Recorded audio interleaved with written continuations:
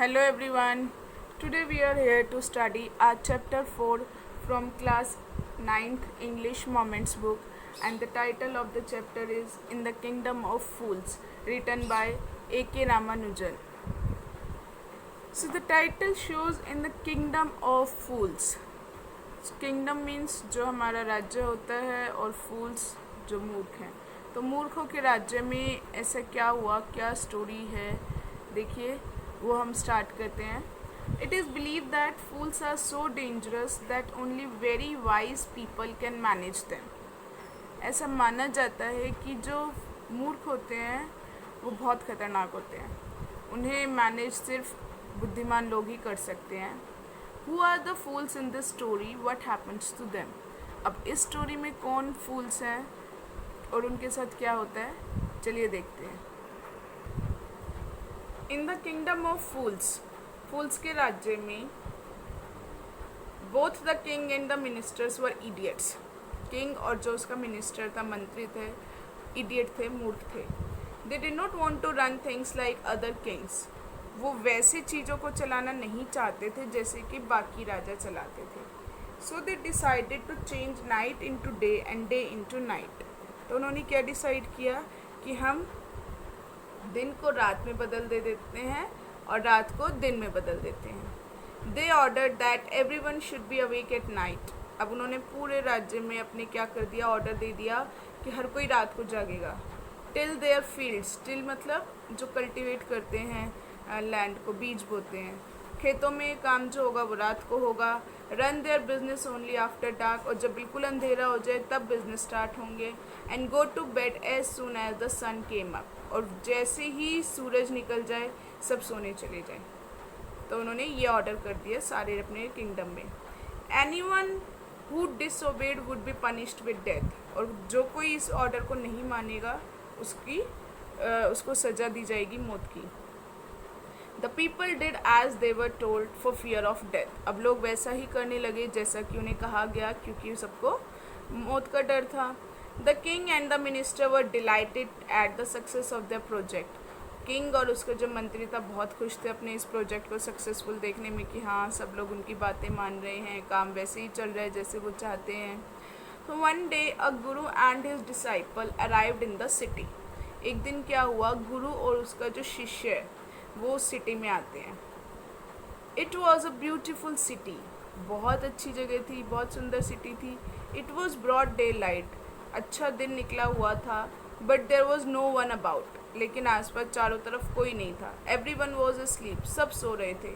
Not a mouse stirring, यहाँ तक कि एक चूहा भी जो है उसकी भी आवाज़ नहीं आ रही थी. Even the cattle had been taught to sleep by day.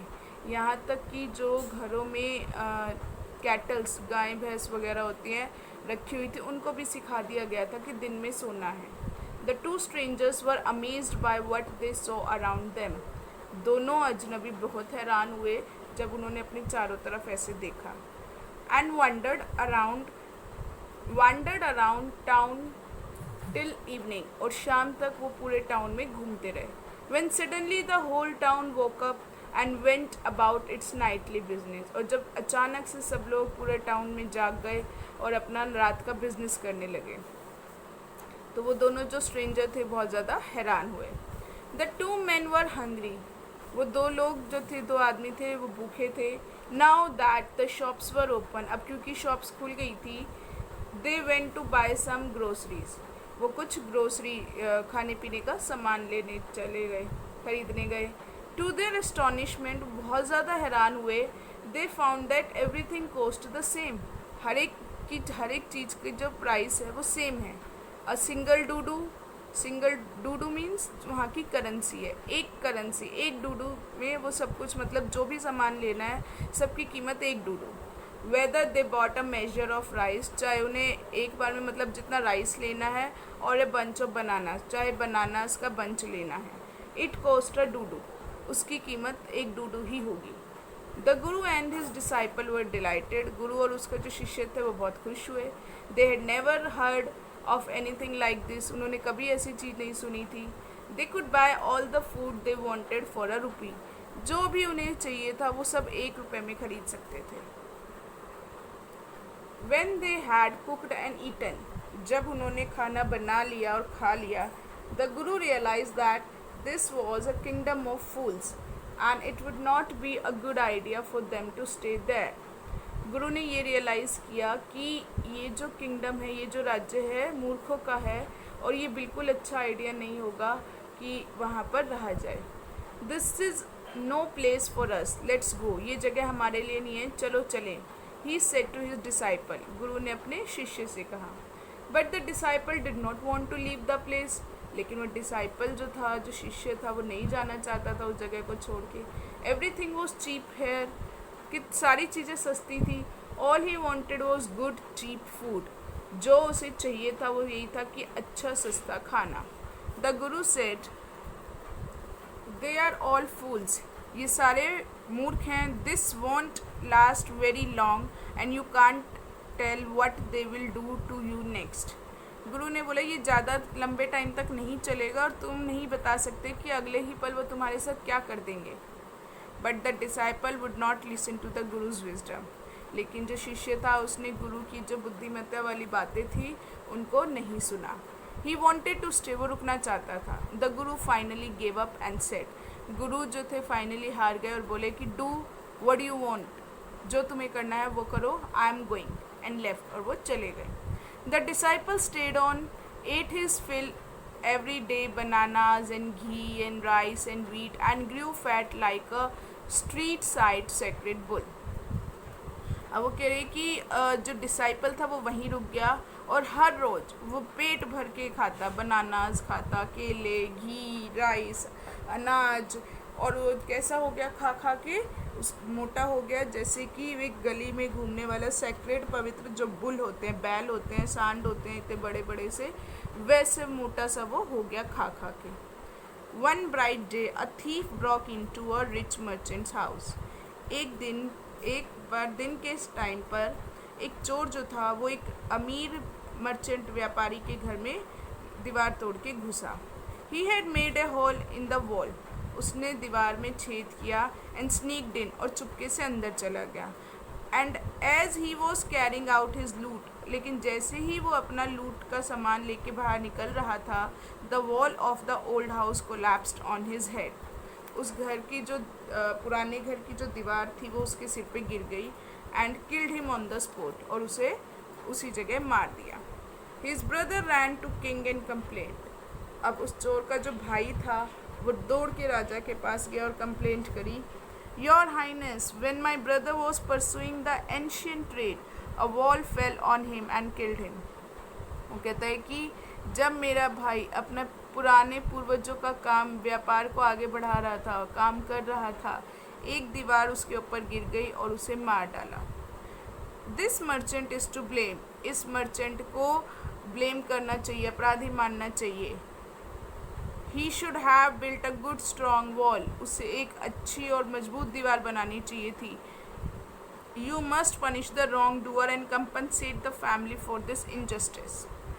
और वो कहता है कि आपको जो है, जो गलत काम करने वाला है उसको सज़ा देनी चाहिए और फैमिली को जो है उसकी कंपनसेट करना चाहिए, मतलब जो अन्याय हुआ है उसकी क्षतिपूर्ति के लिए पैसे दिलवाने चाहिए. तो इस तरह से देखिए मतलब कैसे वो जो चोर है उसके लिए बोला गया कि हाँ वो अपना एंशिएंट ट्रेड कर रहा है, पुराने पूर्वजों का काम जो होता है वो कर रहा था. अब देखिए राजा आगे क्या कहता है. The king said justice will be done, don't worry. अब किंग ने बोला न्याय जरूर मिलेगा, चिंता मत करो. And at one summon the owner of the house, और उसी टाइम जो है उस घर के मालिक को बुलवा लिया. समन मतलब होता है जैसे कोर्ट के द्वारा कहीं किसी को बुलाया जाता है. जैसे हमारे यहाँ पे भी जो कोर्ट्स होती हैं, अगर वो किसी को कोर्ट में पेश होने के लिए बुलाती हैं तो उसे क्या बोला जाता है, समन. तो और घर का जो मालिक था जिसके घर की दीवार टूटी थी उस चोर के ऊपर, उसको बुलवाया गया. When the merchant arrived, the king questioned him. अब जब मर्चेंट आया तो किंग ने उससे पूछा what is your name. Such and such your highness. फिर उसने अपना नाम बताया. Were you at home when the dead man burgled your house. कहते जब तुम उस टाइम क्या घर पे थे जब उस मरे हुए आदमी ने तुम्हारे घर चोरी की थी. Yes my lord, he Brock in and the wall was weak, it fail on him. वो कहते हैं हाँ, वो उसने मेरे घर की दीवार में छेद किया, अब क्योंकि दीवार जो थी कमज़ोर थी और वो उसके ऊपर गिर गई। The accused pleads guilty. अब जो अपराधी था वो उसने क्या बोला कि अपराधी जो है गिल्टी प्रूफ हो गया है, उसने जो है ऐसी वकालत करी, ऐसी अपनी वो पेश करी कि वो दोषी माना गया। Your wall killed this man's brother, तुम्हारी दीवार ने इस आदमी के भाई को मार दिया है। You have murdered a man, तुमने एक आदमी को मार डाला है। We have to punish you, तुम्हें सज़ा मिलेगी। Lord said the helpless merchant, अब वो बेचारा मर्चेंट उसने बोला I did not put up the wall, मैंने वो दीवार नहीं बनाई थी। It's really the fault of the man who built the wall. ये एक्चुअल में सच में किसकी कौन है अपराधी? जिसने दीवार को बनाई है, उसकी गलती है। He did not build it right, उसने सही तरीके से नहीं बनाई। यू शुड पनिश हिम, आपको उसे सज़ा देनी चाहिए। Who is that? किंग ने बोला वो कौन है? My lord this wall was built in my father's time. अब वो बोलता है ये जो दीवार थी मेरे पिताजी के टाइम पे बनाई गई थी। आई नो द मैन, मैं उस आदमी को जानता हूँ। He is an old man now, अब वो बूढ़ा हो गया है। ही लिव्स नियर बाय, वो पास में ही रहता है। The king sent out messengers to bring in the bricklayer who had built the wall. अब किंग ने क्या किया? अपने मैसेंजर, अपने दूत भेजे जो ब्रिकलेयर, जो मिस्त्री था जिसने वो दीवार बनाई थी, उसको पकड़ने के लिए। दे ब्रॉट हिम, वो उसे लेकर आए, टाइड हैंड एंड फुट, उसके हाथ पैर बांध कर। You there, did you build this man's wall in his father's time? अब राजा ने पूछा हाँ, तुमने इस आदमी के पिताजी के टाइम पे इनकी दीवार बनाई थी? Yes my lord I did, हाँ मैंने बनाई थी। What kind of a wall is this that you built, किस तरह की दीवार तुमने बनाई थी? It has fallen on poor man and killed him, ये उस बेचारे आदमी पर गिर गई और वो मर गया। अब देखिए उस चोर के लिए इतना मतलब किंग जो थे बुला रहे थे, वो करवा रहे थे और क्या बेचारा बेचारा बोल रहे थे। और हालांकि होना क्या चाहिए था कि वो भी एक अपराधी था, चोरी कर रहा था, बट स्टिल उसके लिए क्या कर रहे थे? अब क्योंकि वो फूल किंग था, इडियट थे, मूर्ख थे, तो इसलिए वो उस बेचारे उस चोर को भी बेचारा बेचारा बोल के और उसके लिए न्याय दिलवाने की कोशिश कर रहे थे। अब उसने आगे बोला यू हैव मर्डर्ड हिम, तुमने उसका मर्डर किया है। We have to punish you by death, अब हमें तुम्हें मौत की सज़ा देनी पड़ेगी। Before the king order the execution the poor bricklayer pleaded, इससे पहले कि राजा उसको सज़ा सुनाता, उस बेचारे मिस्त्री ने रिक्वेस्ट की please listen to me before you give your orders, please मेरी बात सुन लो अपने ऑर्डर देने से पहले। It's true I built this wall, ये सच है मैंने वो दीवार बनाई थी। And it was no good, और वो बिल्कुल अच्छी नहीं थी। But that was because my mind was not on it, क्योंकि मेरा दिमाग उस समय उस पर नहीं था। I remember very well a dancing girl who going up and down that street all day with her anklets jingling, and I could not keep my eyes on my mind on the wall I was building. कहते हैं मुझे याद है अच्छी तरह से एक dancing girl, एक नाचने वाली लड़की जो कि बार बार वहाँ गली में से आ जा रही थी पूरा दिन अपनी एंकलेट्स, अपनी पायल को बजाते हुए। तो मैं जो है अपनी आंखें और अपना दिमाग उस दीवार पर नहीं लगा पा रहा था जिसे मैं बना रहा था। You must get the dancing girl, I know where she lives. वो कहते हैं कि आपको उस डांसिंग गर्ल को पकड़ना चाहिए और मैं जानता हूँ वो कहाँ रहती है। You are right the case depends, अब देखिए राजा क्या कह रहे हैं, हाँ तुम सही कह रहे हो, ये केस तो बहुत ही गहराई में जाता जा रहा है। We must look into it, हमें इसमें अवश्य देखना चाहिए। It is not easy to जज सच कॉम्प्लिकेटेड केसेस, कहते ये आसान नहीं होता ऐसे जो पेचीदा केसेस होते हैं उनको जज करना। Let's get the dancer wherever she is, चलो उस डांसर को पकड़ के लाओ जहाँ कहीं भी वो है। The dancing girl now an old women came trembling to the court, अब वो जो डांसिंग गर्ल थी अब बूढ़ी हो गई थी, वो कांपते हुए कोर्ट में आती है। Did you walk up and down that street many years ago while this poor man was building a wall, did you see him? अब राजा उससे कहता है क्या बहुत सालों पहले जब ये बेचारा आदमी दीवार बना रहा था तुम बार बार उस गली में से जा रही थी, क्या तुमने उसे देखा था? Yes my lord I remember it very well, कहती है हाँ मुझे ध्यान है अच्छी तरह से। So you did walk up and down with your anklets jingling. अब राजा कहते तो इसका मतलब तुम बार बार उस गली में से जा रही थी अपनी पायल को बजाते हुए. You were young and you distracted him, so he built a bad wall. तुम उस समय जवान थी और तुमने उसका इसका जो ध्यान है भटका दिया था और उसकी वजह से इसने खराब दीवार बनाई. अब कहते हैं it has fallen on a poor burglar and killed him. और ये जो दीवार है एक बेचारे चोर पर गिर गई और उसे मार डाले. You have killed an innocent man. अब देखिए राजा कह रहा है कि तुमने एक भोले भाले आदमी को जो है मार डाला. You will have to be punish, तुम्हें सजा मिलेगी. She thought for a minute and said. अब एक बार तो वो सोचती है फिर कहती है माई लॉर्ड वेट, इंतज़ार कर, रुकिए. I know now why I was walking up and down that street. मैं जानती हूँ मैं उस दिन बार बार गली में से क्यों आ जा रही थी. I had given some gold to the goldsmith to make some jewellery for me. Goldsmith होता है सुनार. तो वो कहते हैं कि उस दिन मैंने अपना सोना सुनार को दिया था कुछ ज्वेलरी बनाने के लिए मेरे लिए. He was a lazy scoundrel. वो एक धोखेबाज था. He made so many excuses. और वो बहुत ही लेजी था, सुस्त था. उसने बहुत बहाने बनाए. Said he would give it now and he would give it then and so on all day. कब बार बार यही कहता जा रहा था अभी देता हूँ अभी देता हूँ. ऐसा उसने पूरा दिन किया. He made me walk up and down to his house a dozen times.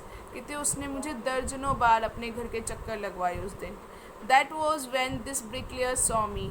और तभी इस मिस्त्री ने मुझे देखा. It's not my fault my lord, it is the dam gold Smiths fault. ये तो उस डैम मतलब होता है कर्स्ड, मतलब शापित जो होते हैं.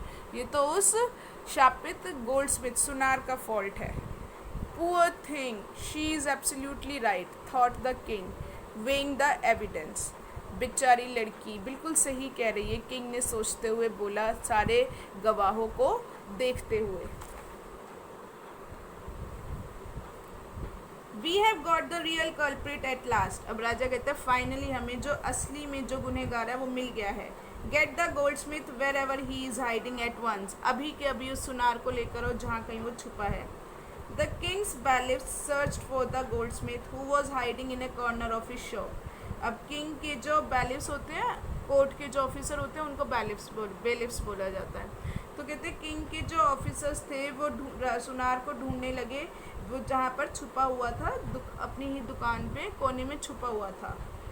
When he heard the accusation against him, he had his own story to tell. अब जब उसने सुना कि जो अपराध है, जो एक्यूजेशन होता है, एक तरह से आपका जो कह ली कि जो गलती होती है, जैसे एक्यूज होता है जिसके साथ गुनाह किया जाता है और एक्यूजेशन जो गुनाह किया जा रहा है. तब जब उसे पता चला कि ये सारा गुनाह जो है उसके ऊपर आ गया है तो उसके पास अपनी ही स्टोरी थी बताने के लिए. उसने बोला my lord I am a poor goldsmith. तो मैं तो एक बेचारा सुनार हूँ. It's true I made this dancer come many times to my door. ये सच है कि मैंने इस डांसर को बहुत बार अपने घर बुलाया. I gave her excuses because I could not finish making her jewellery before I finished the rich merchants order.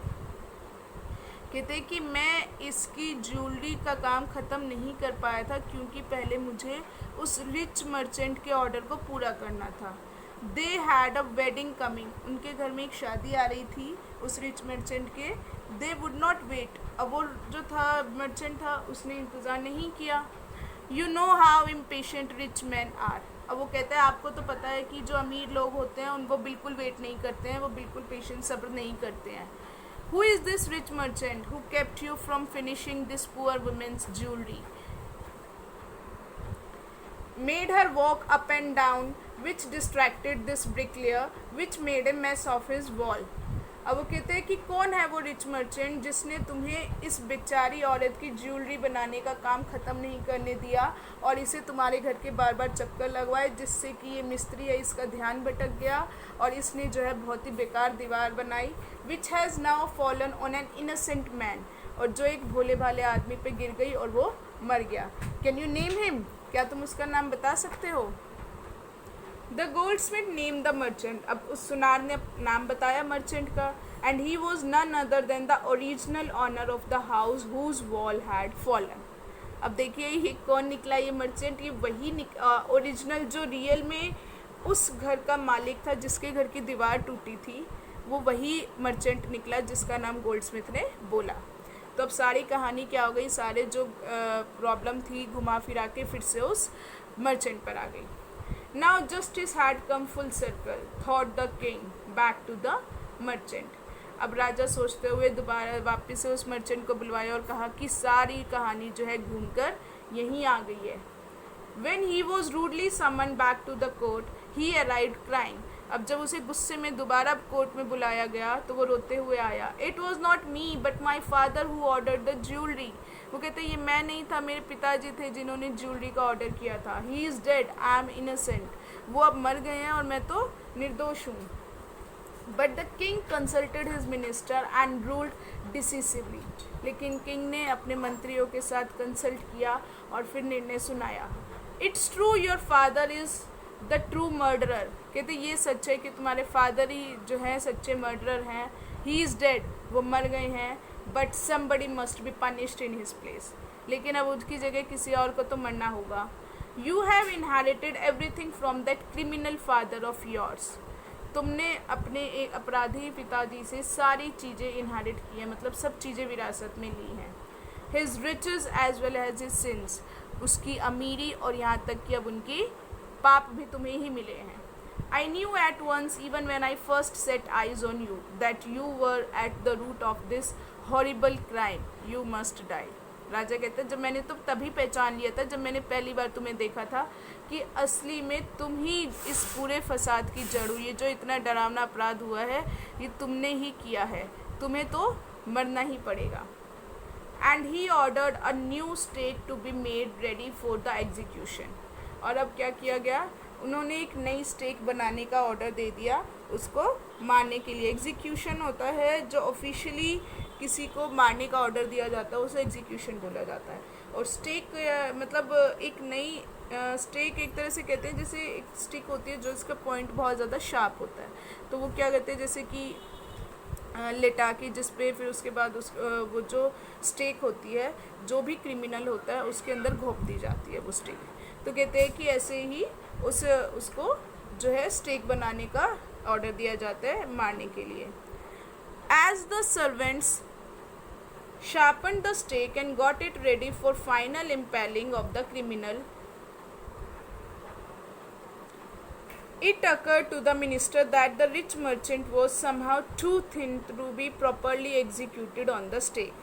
अब जब वो पूरा शार्प कर लिया था, पैना कर दिया गया था और वो जो फाइनल उसको इम्पेलिंग मतलब होता है घोंप के अपराधी के अंदर घोंप के मार देना। तो जब वो मारने लगे तो मिनिस्टर ने मंत्री ने देखा कि ये जो रिच मर्चेंट है ये तो बहुत ज़्यादा पतला है। जब उसको जैसे एक ना जगह होती है लेटाने की, तो वहाँ पर जब उसको चढ़ाया गया एग्जीक्यूट करने के लिए तो मंत्री ने देखा ये तो बहुत ज़्यादा पतला है स्टेक करने के पर्पज़ से, ये तो फिट ही नहीं आ रहा है, इसके ऊपर लेटाया है ये तो बहुत ज़्यादा पतला है। तो वो कहते हैं कि नहीं। फिर उसने क्या किया, he appeal to the king's common sense. उसने किंग को बोला कि भाई ये तो कॉमन सेंस है, ये तो भाई रिक्वेस्ट करी उसने। The king too worried about it. अब राजा भी परेशान हो गया इसके बारे में। What shall we do, he said. अब उसने बोला फिर हम क्या करेंगे। When suddenly it struck him that all they needed to do was to find a man fat enough to fit the stake. और फाइनली उसके दिमाग में अचानक से आइडिया आता है, कहता है हमें एक ज़रूरत है एक मोटे आदमी की जो कि इस स्टेक में फिट आ सके। तो अब देखिए उन्हें था कि किसी को तो मारना है। अब ये बेचारा मंत्री नहीं तो कोई और, न्याय तो यही कहता है कि ये जो अपराध हुआ है इसके लिए सज़ा तो किसी को मिलनी ही चाहिए, चाहे वो कोई भी हो। The servants were immediately sent all over the town looking for a man who would fit the stake.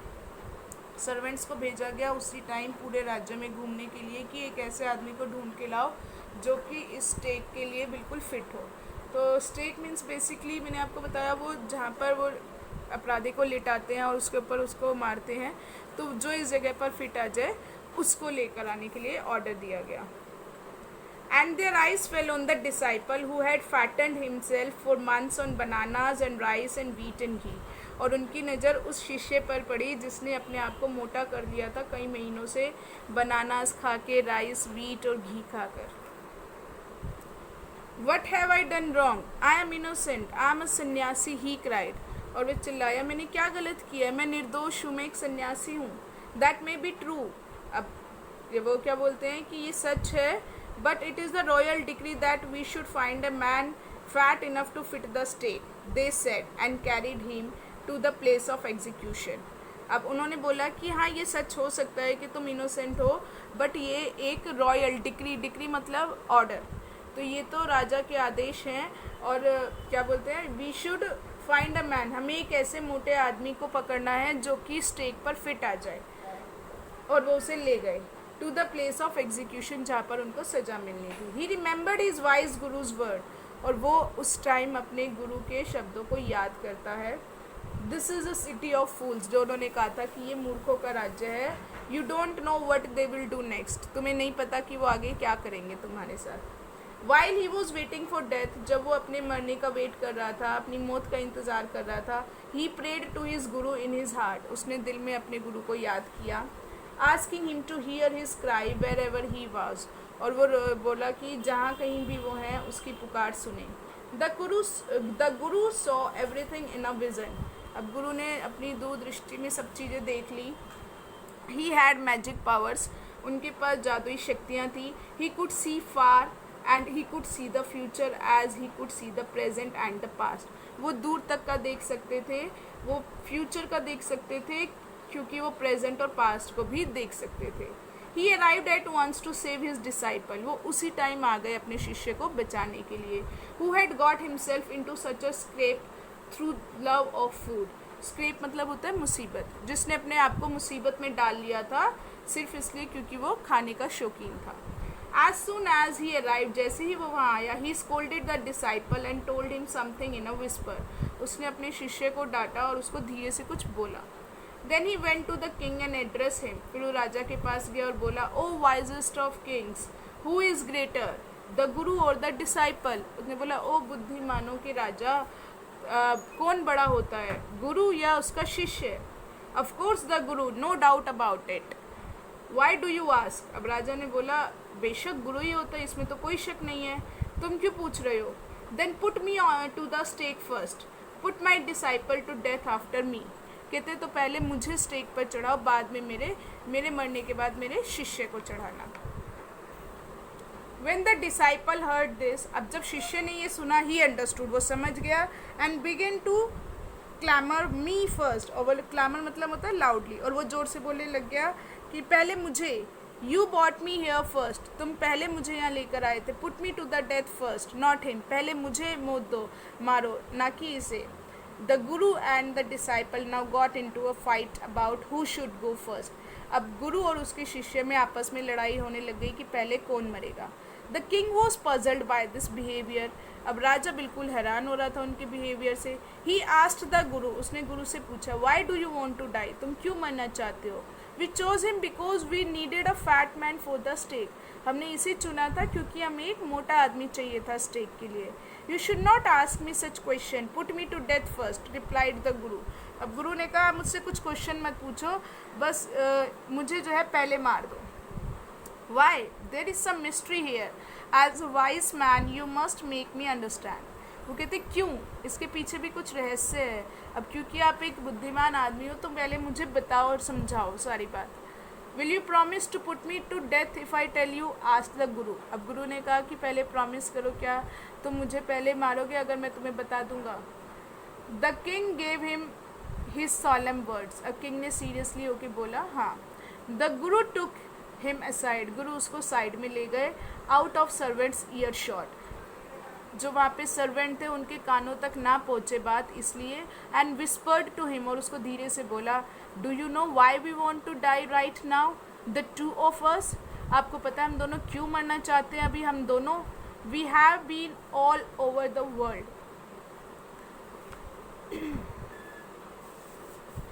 हम दोनों पूरी दुनिया में घूम आए हैं, but we have never found a city like this और a king like you, but हमने ऐसी सिटी और ऐसा राजा कहीं नहीं देखा। The stake is the stake of god of justice, ये जो स्टेक है ये भगवान के न्याय के स्टेक है।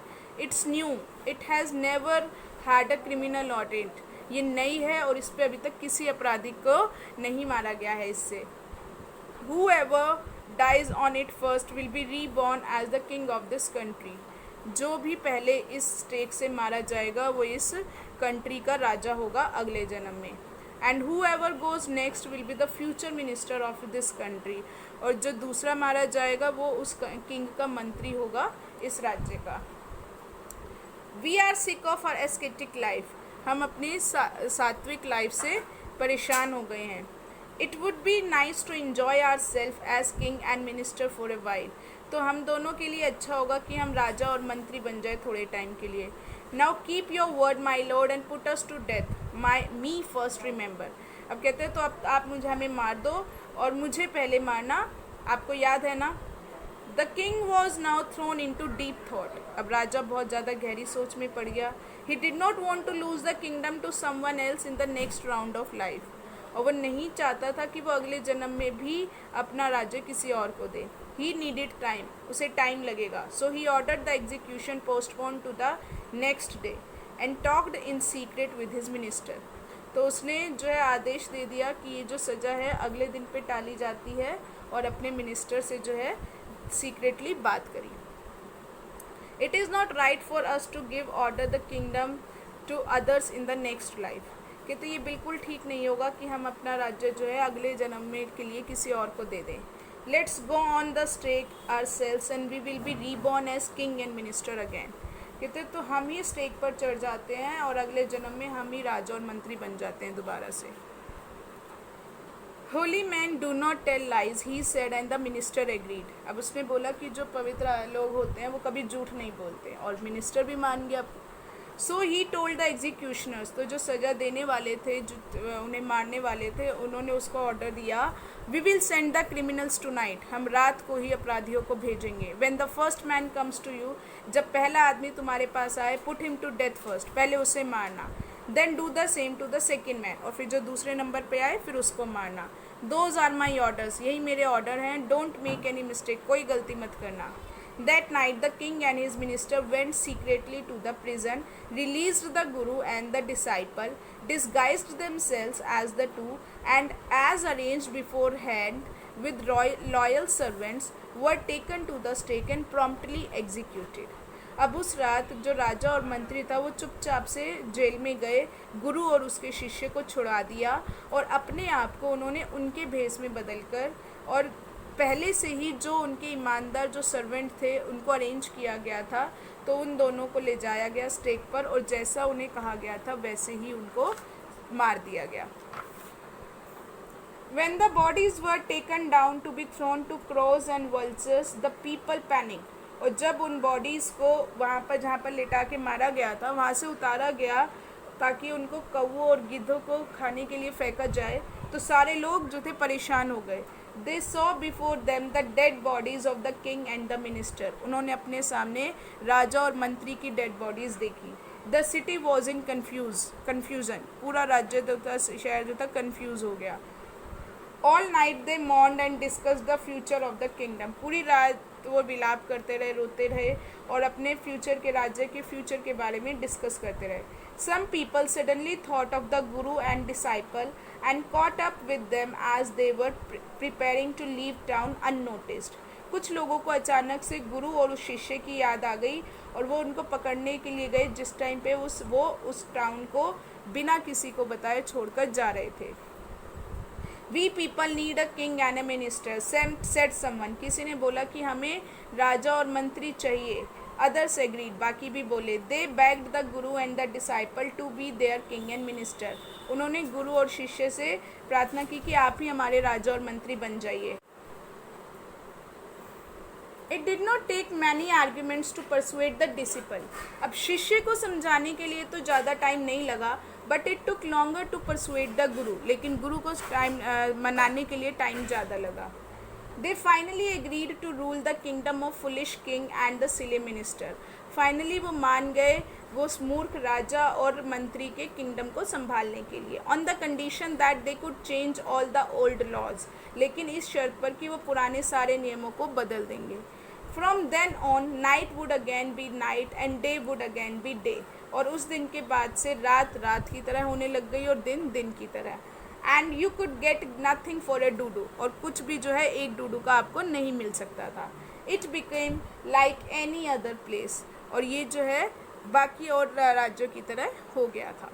So students, this was your chapter in the kingdom of fools. I hope you all must have understood. Thank you.